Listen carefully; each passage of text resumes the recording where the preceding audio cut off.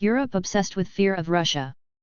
European leaders believe that the more passively they behave now in the Ukrainian crisis, the greater the chance that the Russians and Americans will strike a deal behind their backs.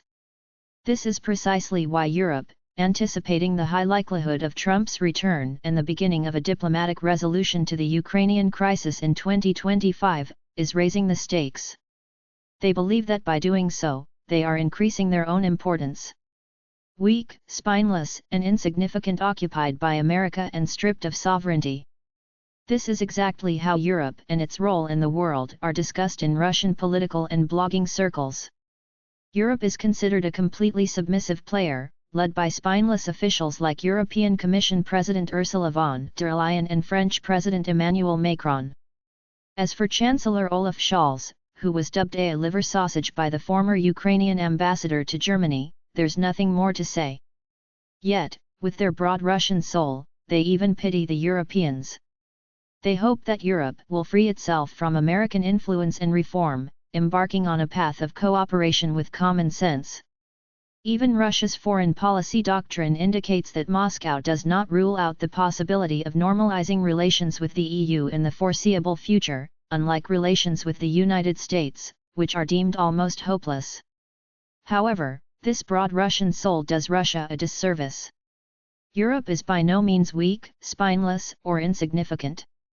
On the contrary, today it takes a much tougher and more aggressive stance against Moscow and the war in Ukraine than the Americans do. And this toughness is not just in words. European countries, by their own volition, are scraping their arsenals clean to send everything that moves and shoots to the Kyiv regime. They themselves reject any even half-hearted attempts to find a diplomatic solution to the problem. For instance, they have already distanced themselves from the shuttle diplomacy of the new European Council President, Hungarian Prime Minister Viktor Orban. They are resolutely focused on inflicting a strategic defeat on Russia. And Donald Trump, should he win the US elections, won't even need to force European officials to take on the major costs of the war. They will gladly do so. All because they are very afraid. Afraid of Russia winning the war in Ukraine and the consequences this victory would bring to the European Union. And this is not about a Russian march on Warsaw and Berlin, which the hawks use to frighten European citizens. They fear a hostile Russia. Everyone understands perfectly well that Russian citizens, not to be confused with the general populace, are unlikely to forgive the Germans for tanks with crosses on their turrets, which killed Russian soldiers. Or the Czechs for their MLRS, striking peaceful Belgorod. Or the French for their scalps and the British for their storm shadows.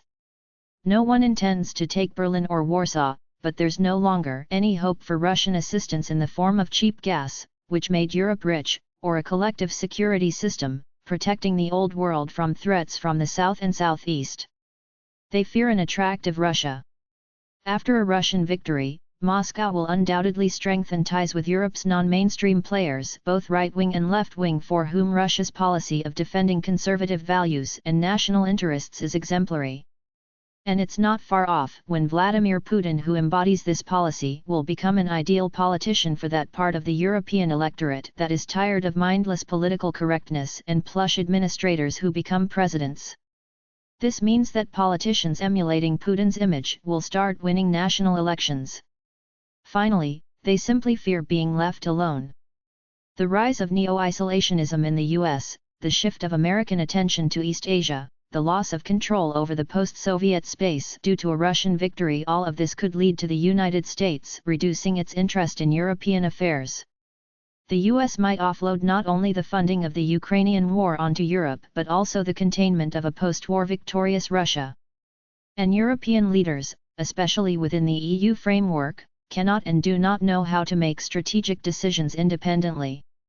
To avoid these calamities, European leaders strive either to inflict a strategic defeat on Russia or, what's even better for them, achieve a change in Russian leadership to one akin to the 1990s.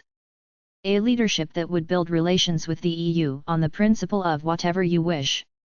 Yes, from a Russian perspective, this is impossible. Those days are long gone, and entire generations of Russians have vowed never to allow such humiliations again.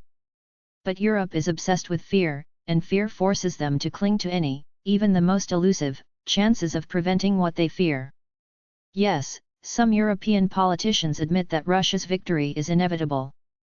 But instead of trying to negotiate separately with Moscow about post-war rules of the game, a logical behavior from the standpoint of Russian experts, they are taking an increasingly hawkish position.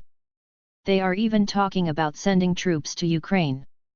And here too, there is a European logic dictated by fear. Fear of being left out of the negotiations. European leaders believe that the more passively they behave now in the Ukrainian crisis, the greater the chance that the Russians and Americans will strike a deal behind their backs. That the US will ignore European interests just as they ignored Saudi and Israeli interests during the peace deal with Iran under Barack Obama. This is why Europe, understanding the high likelihood of Trump's return and the beginning of a diplomatic resolution to the Ukrainian crisis in 2025, is raising the stakes. They believe that by doing so, they are increasing their own importance. And if anyone thinks that Europe can be persuaded, convinced, explained, or reassured, no, that's highly unlikely.